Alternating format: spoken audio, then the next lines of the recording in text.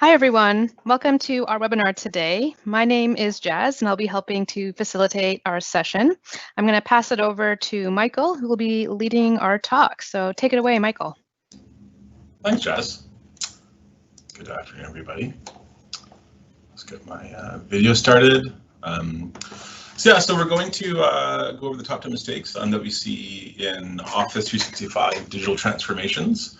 A hot topic at the moment, especially given COVID and the rush perhaps to work from home and work into the cloud. Some housekeeping. The QA panel did not show up, so we'll actually have to have you email us questions after the fact, or perhaps during the presentation. So Jazz is going to work on that in the background. And we will post a recording of this on our YouTube channel after the fact. So maybe some tidbits that you want to share with executives or management at your organization, and it'd be great for them to reference this after the fact as well. Mm-hmm. Yes, to answer, if you have any questions or issues throughout, I'll just interrupt here. You can email us at contact@gravityunion.com. I'll be checking that throughout, and then I'll bring up any questions at the end if we have time to cover those. Perfect. Thanks, Jess. Why are we doing this? I guess we see a lot of organizations make some strategic decisions around Office 365, especially around SharePoint and Teams, that can be costly and really kind of minimize the value they can get from the platform. So we're hoping to kind of allow organizations to set off in the right direction to move things forward. So that being said, this is me. This is my pre-pandemic picture before all the stress eating of pizza. I've been doing this for a long time. I'm the president and CEO of Gravity Union, and so we focus on doing large-scale Office 365 and SharePoint implementations, typically with a focus on compliance. We are across Canada. We're a Microsoft Gold partner. We're a Collaborative Gold partner. We just certified as a great place to work, which is really exciting. We're also a Content Services Partner Program Charter members, so we're working closely with Microsoft on sort of the next generation of content services, so SharePoint and OneDrive, probably focused on regulatory compliance and artificial intelligence, so Project Cortex. And so we're in a bunch of meetings with Microsoft and other charter partner program members to provide feedback to them to what we think is relevant in the platform. We work across all types of organizations, mostly focused on kind of government, large-scale government, municipal, and federal and provincial agencies. All kinds of fun stats about all of the cool work that we do.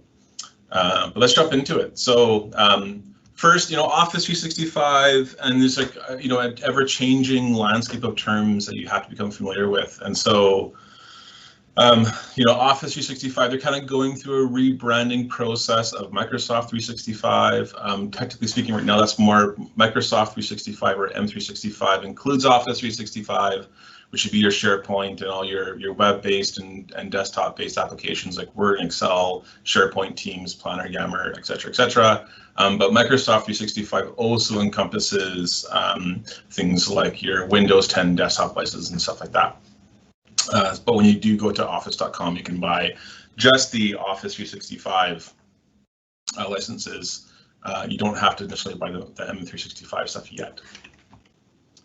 So I'd say the first thing that we run into is kind of an arbitrary go-live date.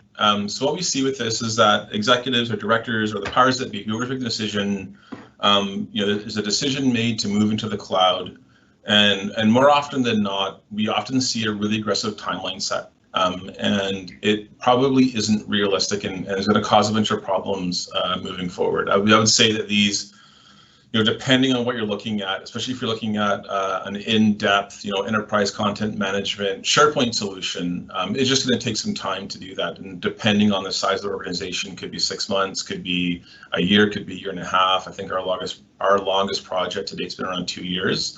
And so sometimes there's this expectation to just turn it on, move it into the cloud, and within a very short order, 2, 3, or 4 months, which probably isn't long enough for a lot of organizations.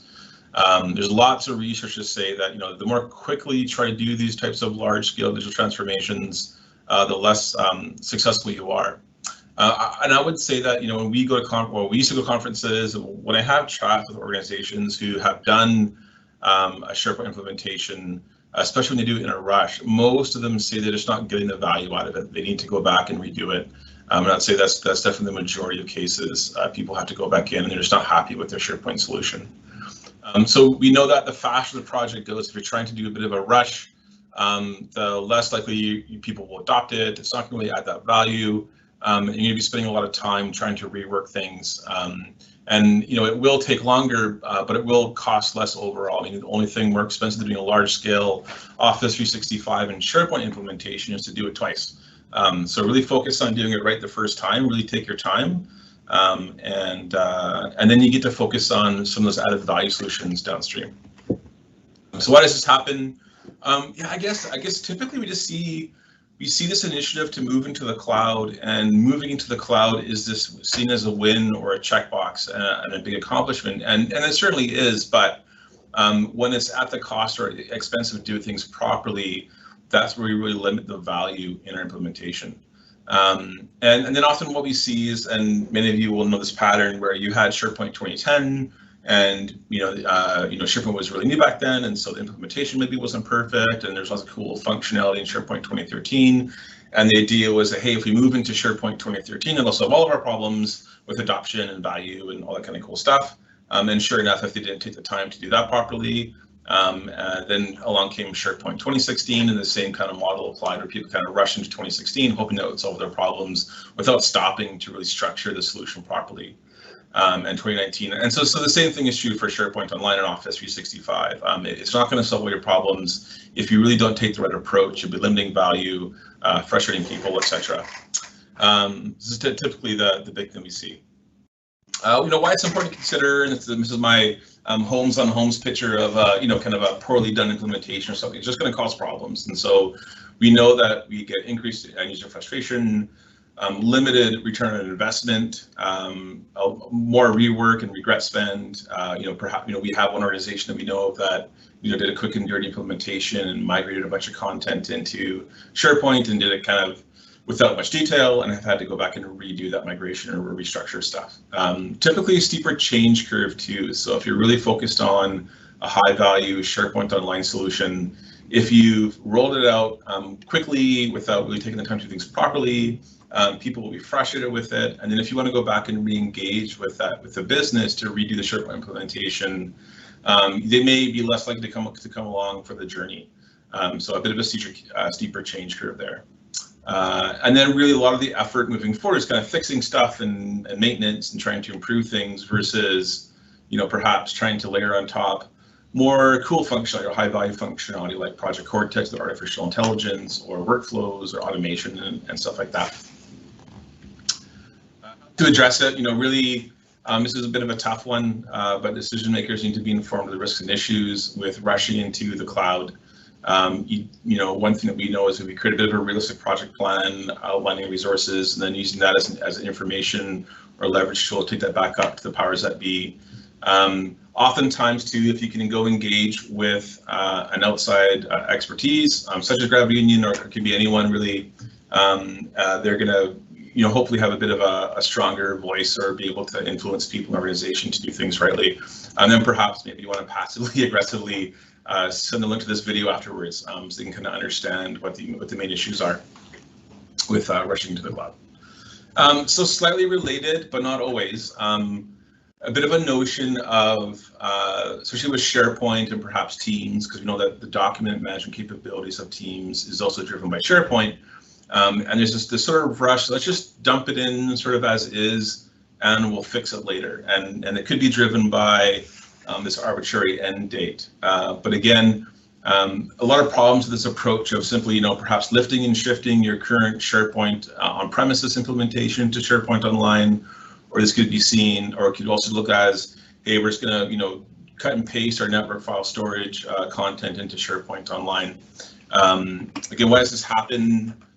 Certainly that overly aggressive timeline, a lack of understanding how SharePoint Online is different than on-premises. There is quite a bit of difference between the two products, different thresholds and limits and different ways of structuring your site. In SharePoint Online, we have hub sites and we have more limitations around content types and content type publishing, etc.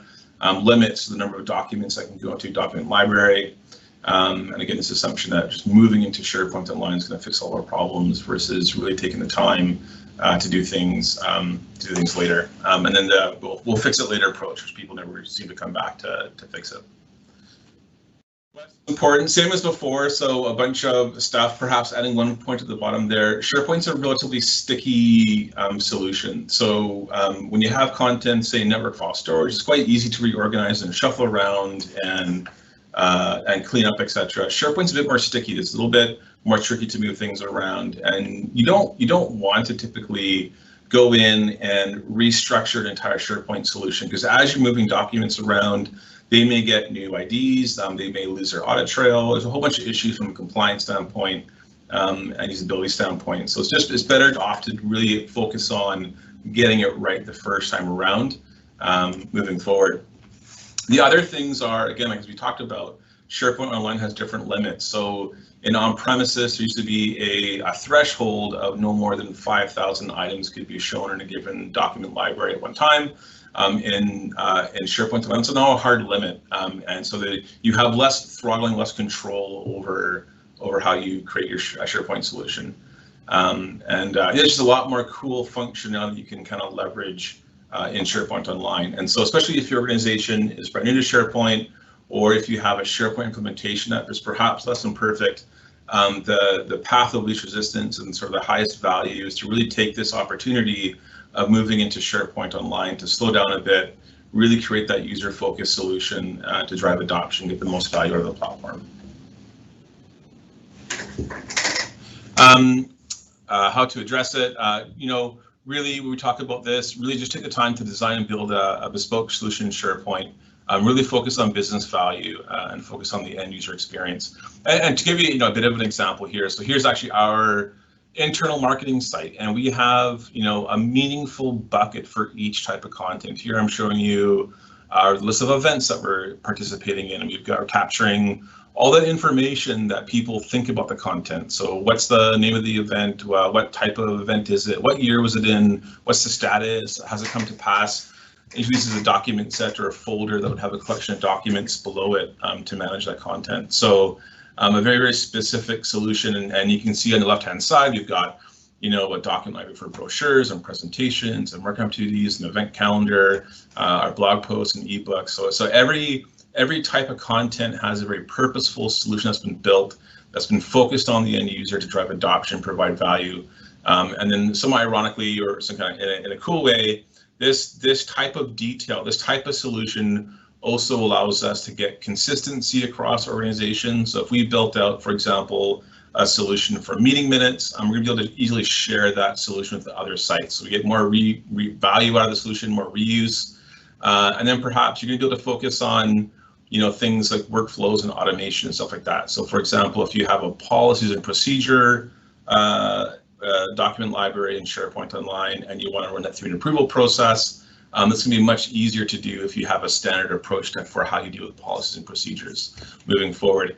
And just sort of see what that would typically, and here's an example, you've got photos. So again, we have a bucket for every type of content that we have in an organization with some purpose and some meaningful metadata behind it.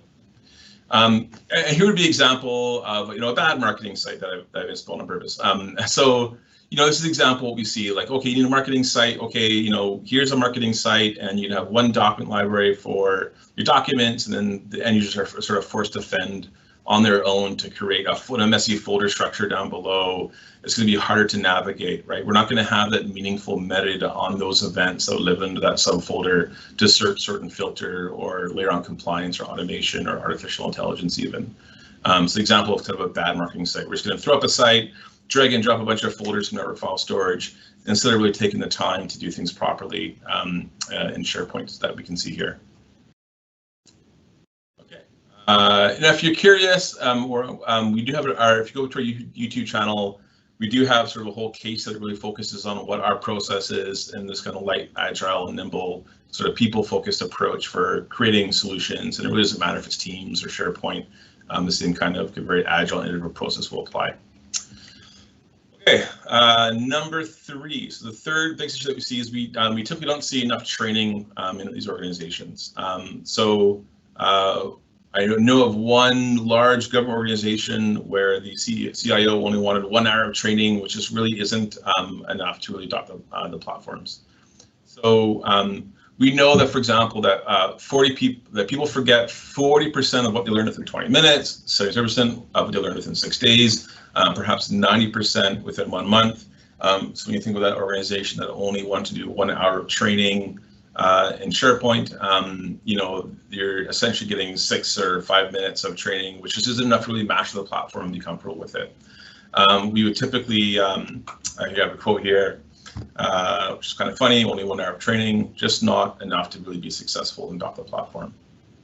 How to address it, we would certainly recommend certain things like OneDrive. You can get away with doing a 1 hour video, perhaps Teams, but we would certainly recommend around 8 hours of training, lecture lab, 1 to 2 hours per week over a longer duration period of time. So what's kind of fun, a little bit funny with IT training in general, that oftentimes it's this go off site for 1 day and get a bunch of training, drink from the fire hose, and then be expected to deploy those skill sets moving forward, which isn't always realistic. So in every other domain of learning that we have,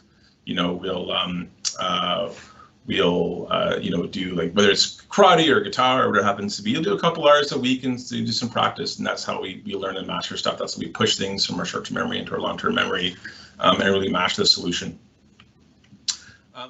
Kind of cool. So Microsoft recently came out with these called learning pathways, those resources for you, but they've actually commoditized a lot of training resources around Office 365. And so, it used to be that with SharePoint on premises, that organizations and consultancies like us would create training material, and we still certainly augment learning pathways. However, because the platform is changing so often, they kind of give you a lot of the training materials for free.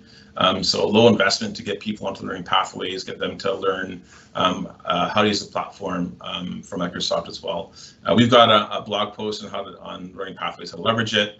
And then what we thought we'd do is we do have a training plan kind of outlined here, the picture to the right, that we are going to offer to give everyone for free. So if you like a copy of our training plan, certainly happy to share that with you, and that may be fodder for influencing the powers that be to really invest properly in the amount of training that's required to be successful. Just a screenshot of learning pathways. You can go Google that. Lots of cool stuff coming there.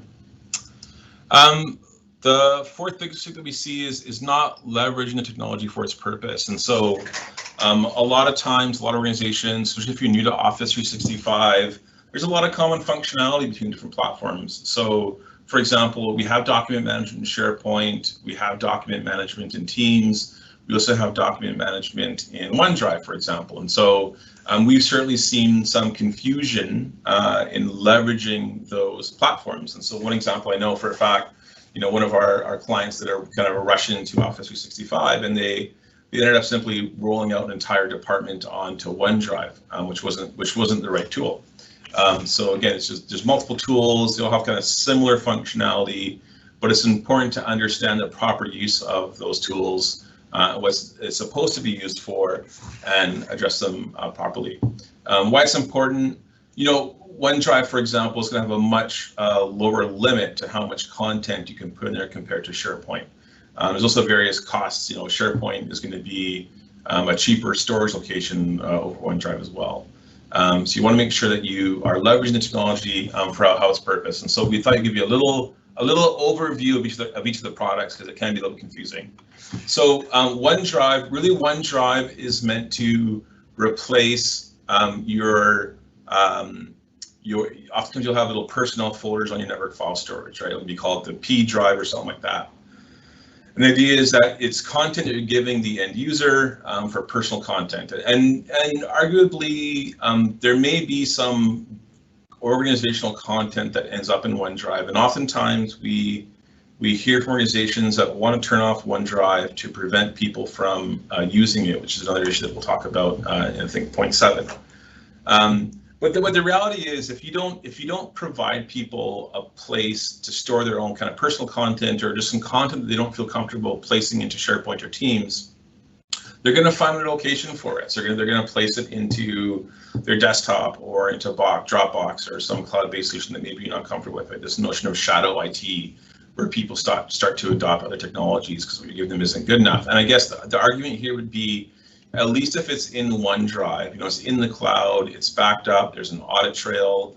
If that person leaves the organization, you're not going to have to go hunting for content etc. So certainly would recommend using a OneDrive, but really OneDrive is meant to be a personal space for documents. Maybe you're drafting up a performance review and you don't want to share it yet.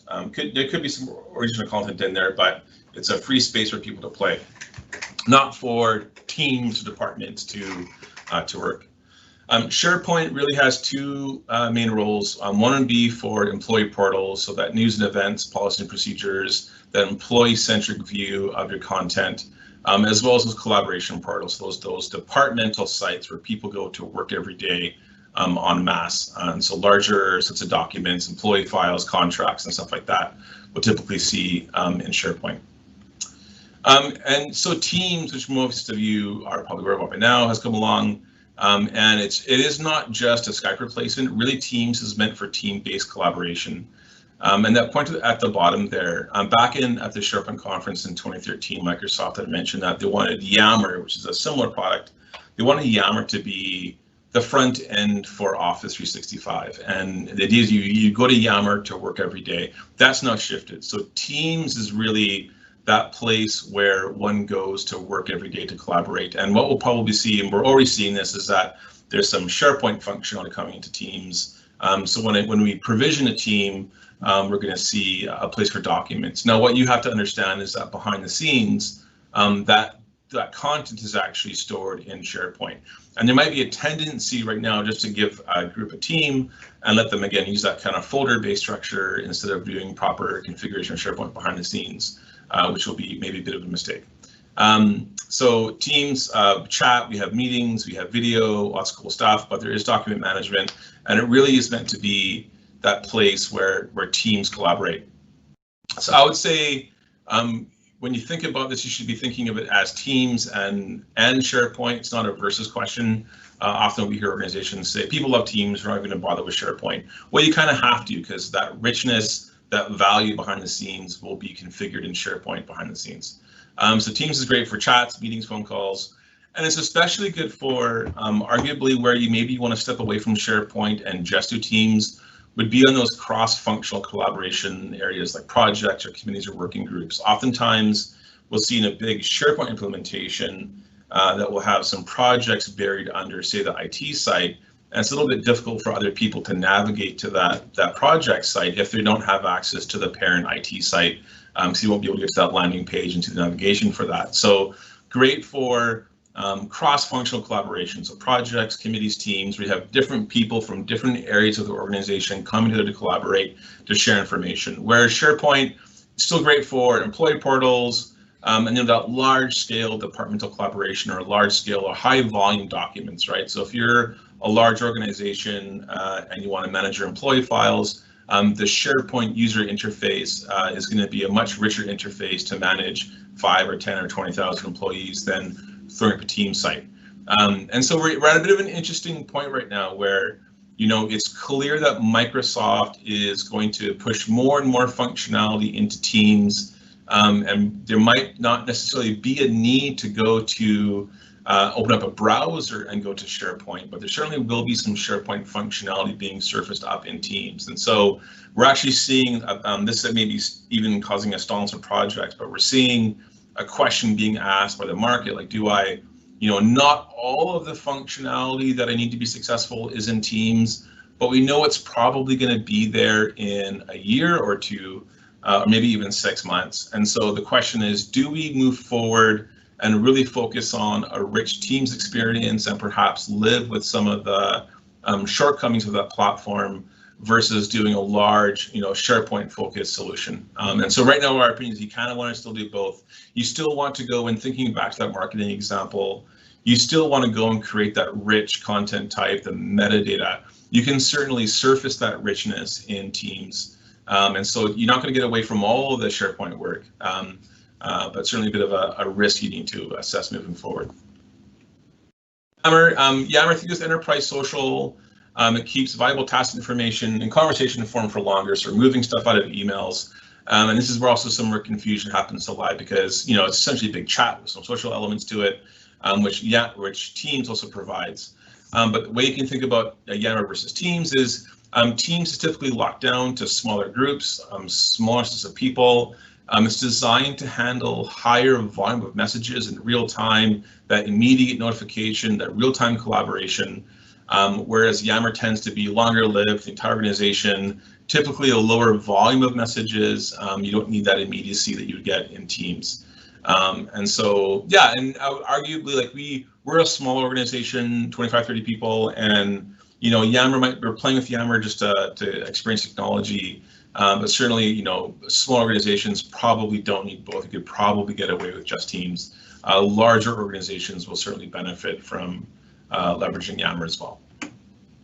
Okay, and a bit of a theme, but to really drive home the point, is not building a bespoke solution. So again, it's just throwing up, giving people the ability to create SharePoint sites or team sites without taking the time to do analysis. And so, really, yeah, probably you can note the importance of it because it's sort of the third time this theme has come up in our talk.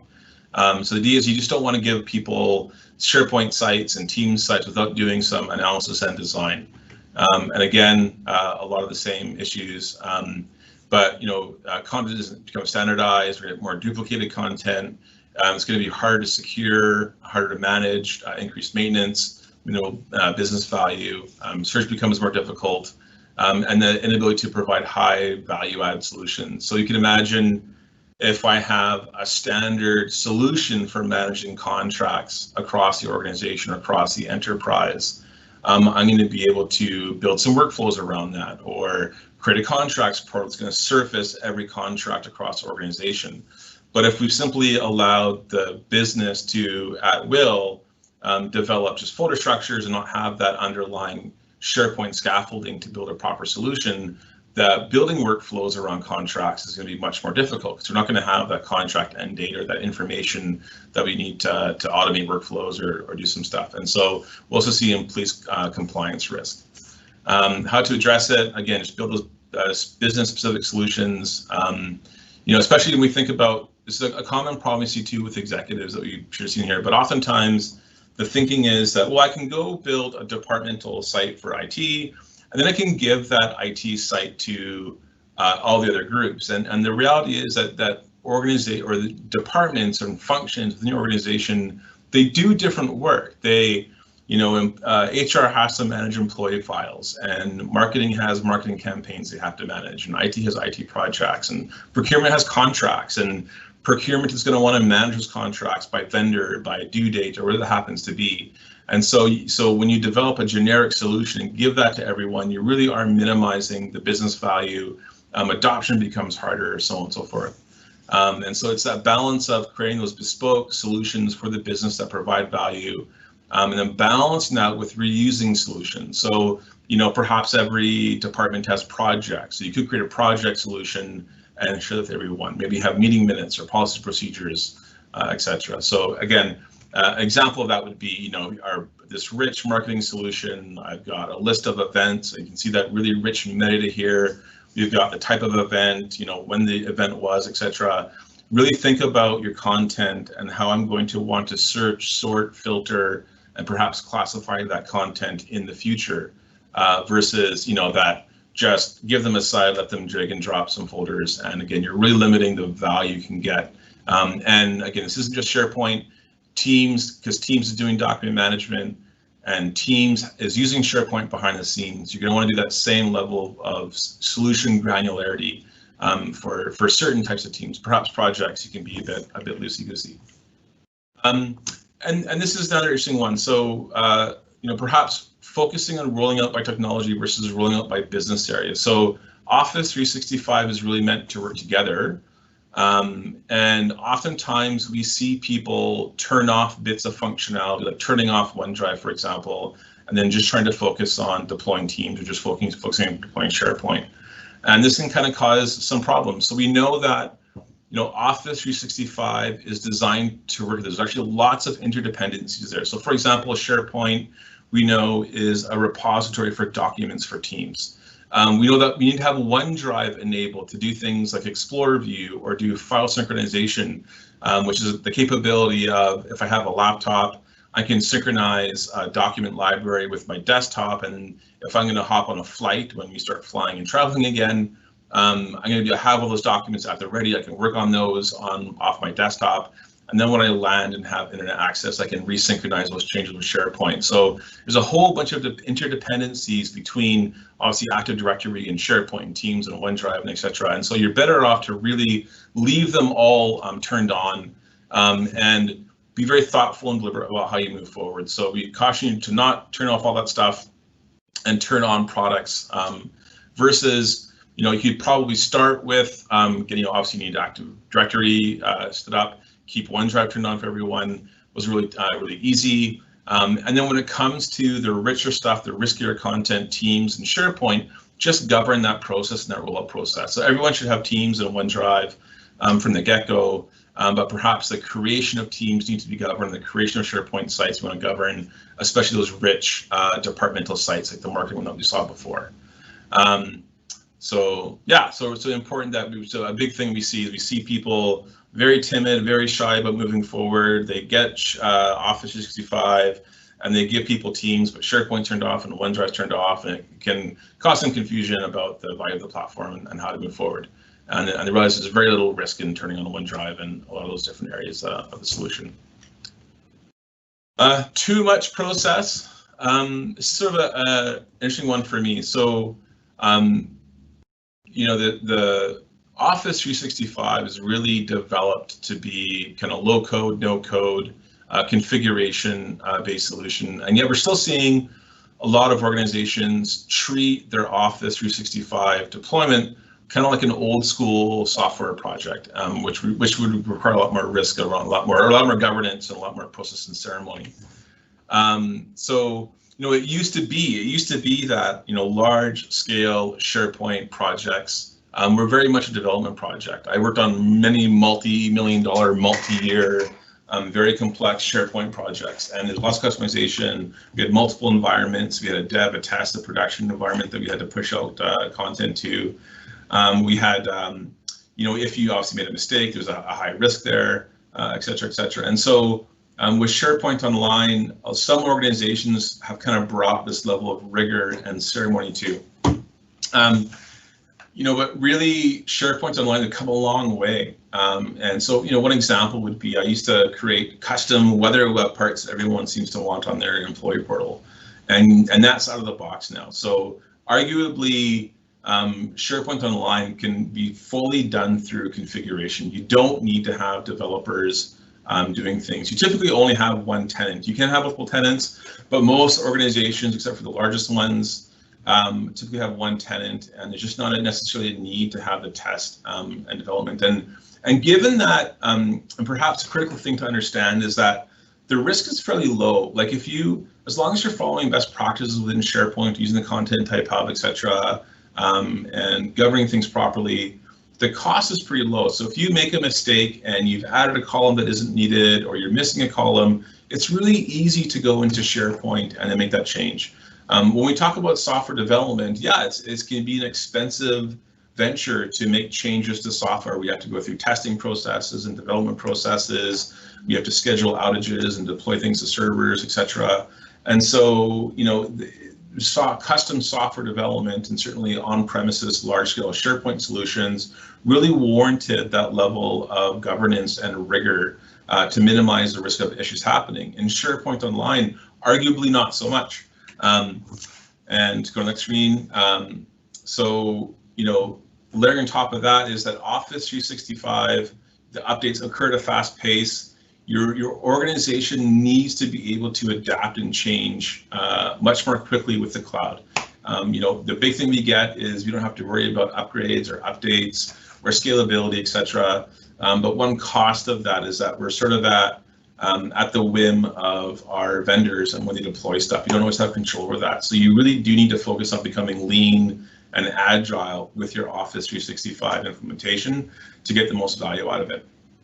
So an example is actually we've been pulled into as like a fourth or third party into a large scale Office 365 implementation, and they're treating it like a large scale software development project. And so, to give you one example, all the configurations being done through scripts and through code right now, and goes through testing, development processes and stuff like that. So if you take so that marketing document library for events that we saw before early in the presentation, it has a content type behind it and document sets.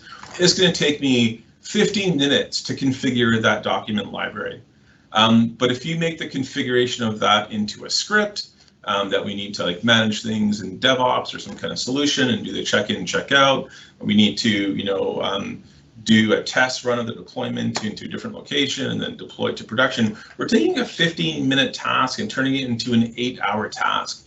And I haven't done measurement, but it would seem to me from like this sort of like off the side that a majority of the effort on this large, multi-million-dollar, multi-year project is going into red tape and bureaucracy and administration and planning and all this different stuff versus typically when we do projects, we're much more lean, we're much more agile, we're focused on getting a prototype out to end users, letting them play with it, getting some feedback, making some changes, almost in the live stream, because the reality is it's very, very easy to go and change configuration in SharePoint. That's sort of the whole purpose of the platform, is to empower end users and business users to go in and manage a solution. It's not a big software project. And so it's just kind of, it's almost frustrating for me to see these kinds of projects, knowing that you're compromising on delivering value. So, if you're spending more time on process and red tape and rigor, it means that you're spending less time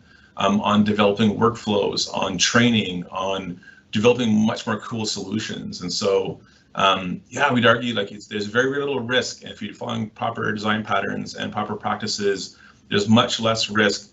And you should feel free to experiment and be agile and lean to really get the most value out of it.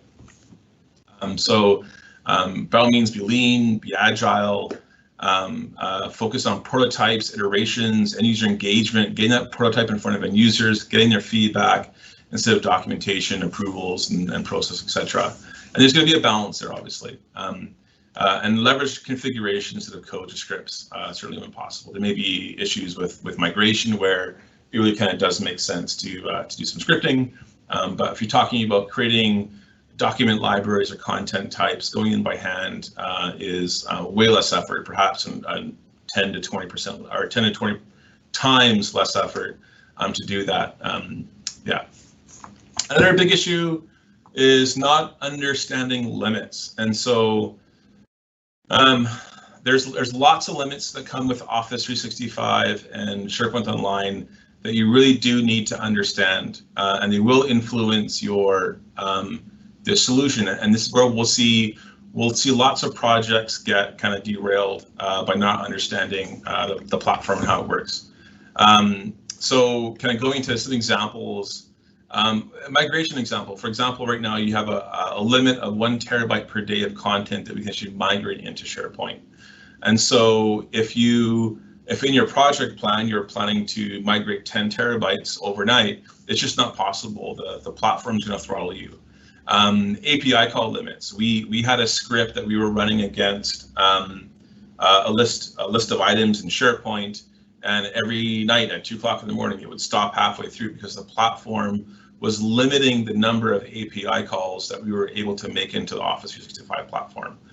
Depending on your licensing, the number of concurrent Power Automate workflows is at 600 per tenant. So if you were planning on migrating 1 million documents overnight and running a flow on each of those items, you're going to run into problems. And this can be dependent on license. There's so much information out there. This is all kind of example. I'd encourage you to go do some research and go Google the limits of Office 365 or Power Platform. But for example, the number of flows that we can kick off when you have the free Power Automate license is $750 per month. If you get the free Power Automate version that comes with an Office 365 subscription, that's $2,000, and then if we use different various add-ons, you can do up to $15,000 per day. But that may inform you, especially if you wanted to use, say, Flow for records management and augment the platform that way, and you're planning to have a flow on every single document in SharePoint Online, which could be often in the times millions, 3 to 4 million documents, you won't be able to do that. So really understand the limitations of the platform. and make sure that you take into account when developing solutions and move things forward. That would be the advice on how to address that. Not right-sizing your governance. So oftentimes in a SharePoint on-premises solution, things are centrally managed by IT. So if you wanted access to a site, that site access request would get sent to IT and they would approve it, moving things forward.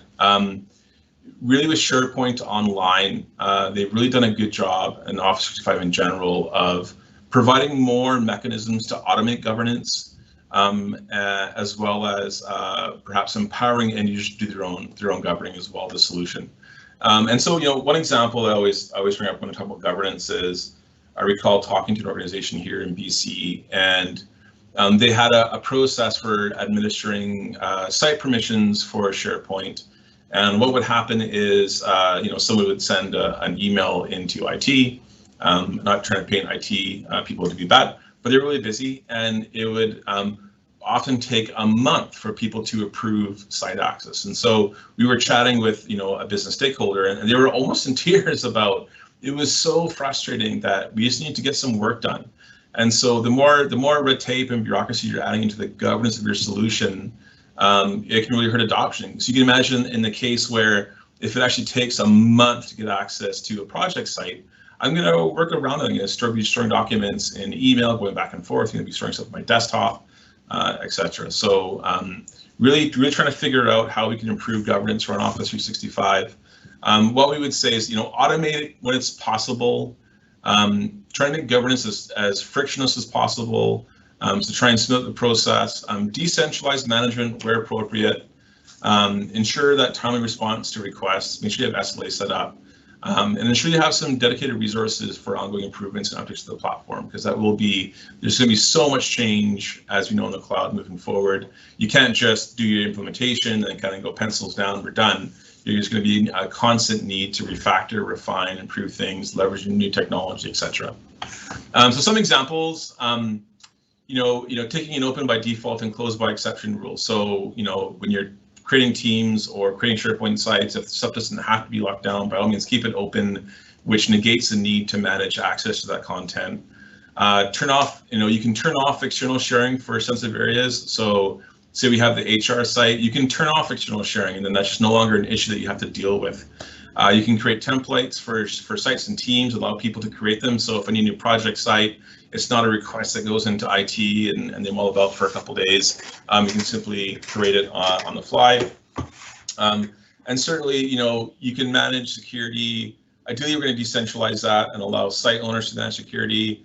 And in some cases, like HR or IT, where you have sensitive content. But if we have a Christmas planning party site, we can certainly enable people to manage security on their own. So let them share the content out.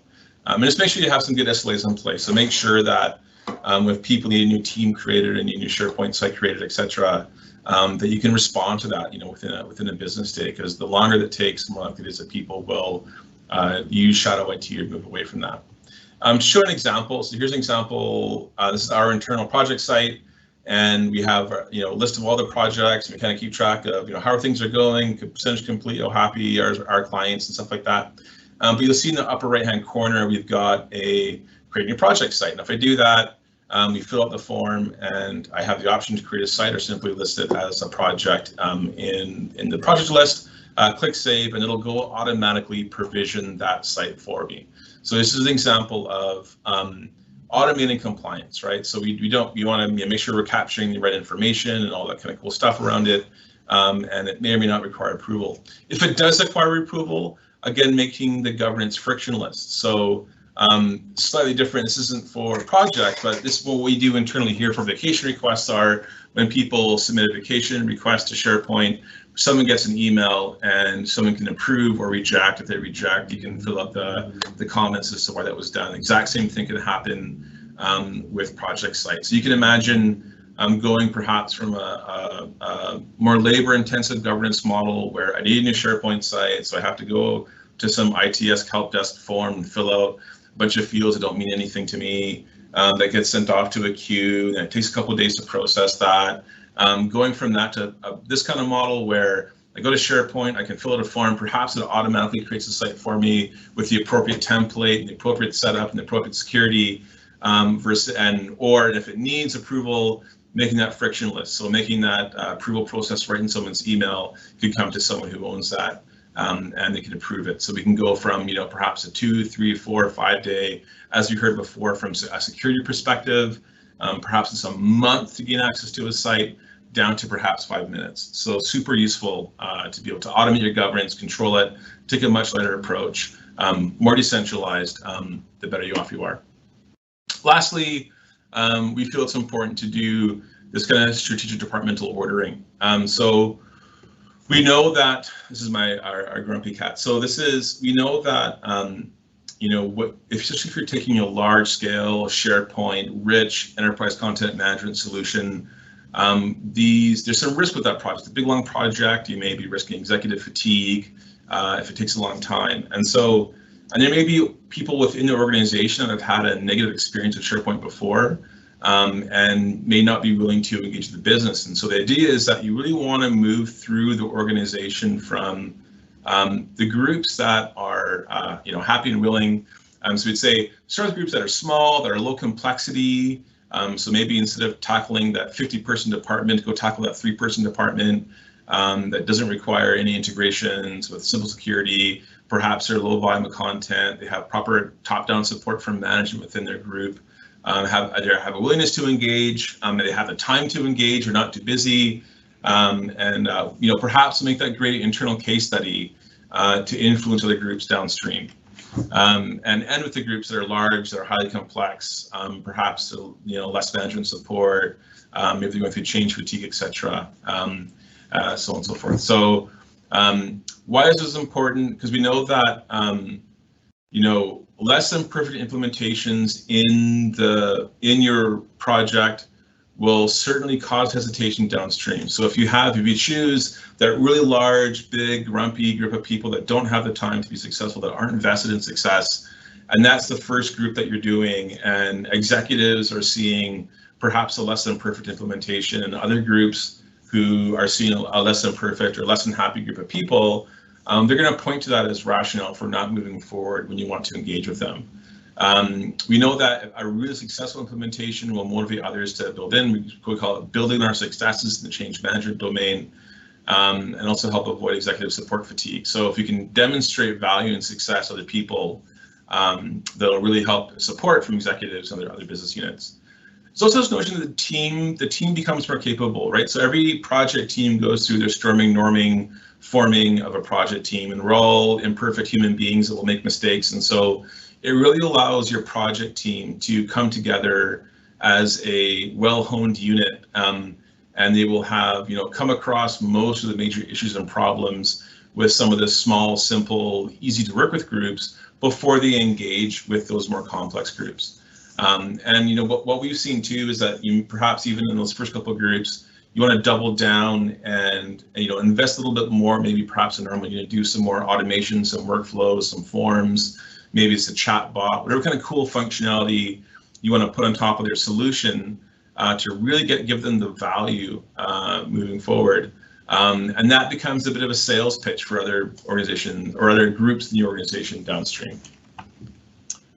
We have a tool, happy to share this with people as well, but we kind of go through each group and just give them a value, 1 out of 3, where 3 means are really good, perhaps 1 means are going to be a bit more difficult, and just do.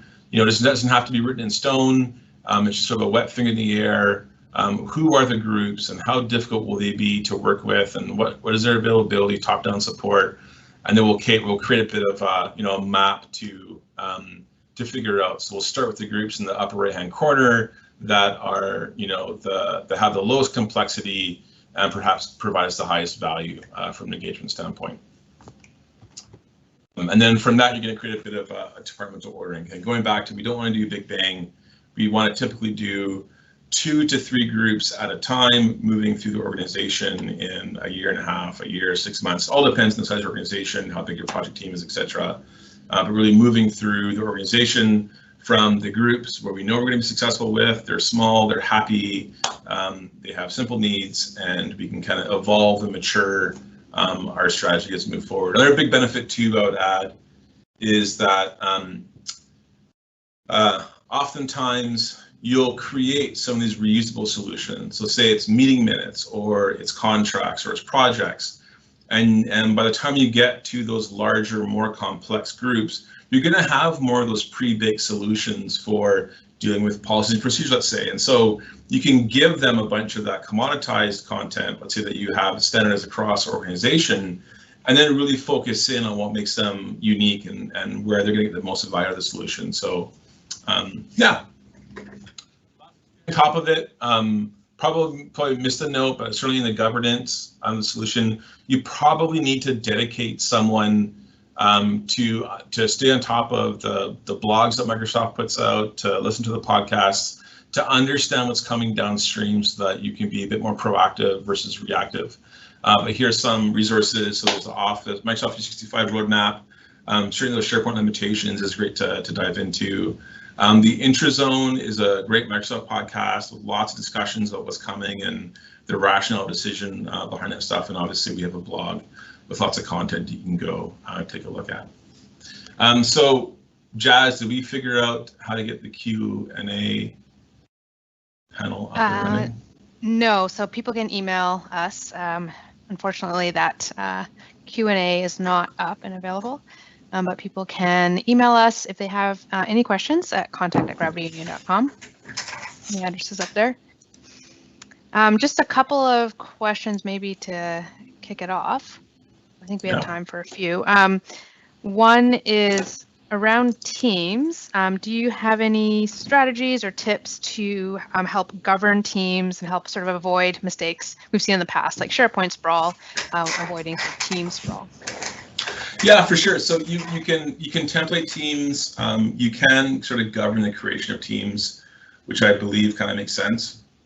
I know that in Ignite, the previous Microsoft conference, they've made a note that there's a bunch of governance tools coming. Because right, that is a big problem that we're seeing right now is that Teams is awesome. Everyone likes Teams, and before you know it, you've got lots and lots of teams created. So there's certainly some governance tools. You can kind of throttle and govern the creation of teams. That'll be one thing out of the gate. Again, make sure it's nice and streamlined. I'd say secondly, if you can perhaps move some of that workload into Yammer, if it actually makes more sense, or if it's just a bunch of conversations for the enterprise, you can move some of that stuff away from Teams and into Yammer. And again, if it's really more about a departmental collaboration site, SharePoint still is going to be a richer solution that you could focus on building out. And it isn't to say that you couldn't build a team for that departmental collaboration and surface some of that content from SharePoint behind the scenes. Yeah, that would be our approach for right now. Great. Another question here just about skills and knowledge required as people move into the cloud and Microsoft 365. What do you recommend in terms of what skills might be required for in-house teams, IT teams? Ooh, good question. So, yeah, it's actually from a SharePoint standpoint, I'd say the underpinnings of SharePoint are quite the same. So that core SharePoint analysis skills, understanding content types, security and stuff like that, it's still going to be relevant to your implementation. That's one thing. A key thing is going to be diving into understanding Azure Active Directory. A lot of what we're seeing right now is understanding external licenses. So one thing you're certainly going to want to focus on wrapping your head around is how that works. And actually Microsoft just announced, and I make sure I was right, but they're giving you up to 50,000 free external licenses. So if you're, say, some kind of membership organization and you've got 20 or 30,000 people that are memberships to your organization, and you want them to be able to log into SharePoint Online and see content, you can do that now without having to have a paid for license. And that may be if you're going to be integrating, say, Salesforce or some other kind of CRM or other system where you have other users that need access to content. You wrap your head around that. That would be kind of a key thing. And then, there's so much that, the learning pathway is just understanding the basics of Teams, of OneDrive. That's all stuff that most kind of IT people can probably wrap their head around in a couple of days to move forward. Yeah. Perfect. Well, I think, yeah, I don't see any other questions, so that covers it for now. We're almost at time as well. Thanks, Jazz. Well, again, we'll be posting this video online on our YouTube channel. Also happy to give, if people would like a copy of the presentation, by all means, you can reach out to contact@grabbean.com. Happy to share that with you. Yeah, so thanks for your time today. Oh, and our next webinar, we are going to do a deep dive into Project Cortex. So if you're not aware, Project Cortex is sort of the Microsoft artificial intelligence landscape that they're adding to Office 365. And so that's going to be things like looking at a scanned document and understanding what that document is and extracting metadata, or perhaps automating the creation of knowledge bases. So being able to use artificial intelligence to go out to the various sources of content like Teams and SharePoint and Exchange. Let's say if I'm on a project that's going to do entity extraction and understand what that project is, then give you a little information card. So here's all the emails that you have access to that belong to that project. Here's all the SharePoint locations and documents that belong to that project, and here's some teams that belong to that project. So kind of augmenting the platform to provide more value in terms of knowledge management and share information. So we'll do that on January the 18th next year. Excellent. So well, thanks for joining. Again, you can reach out to send me email mschwitz@grabbean.com if you want a copy of the deck, or content@grabbean.com. Hope you got some value out of today. Thanks for joining, and we'll talk to you later.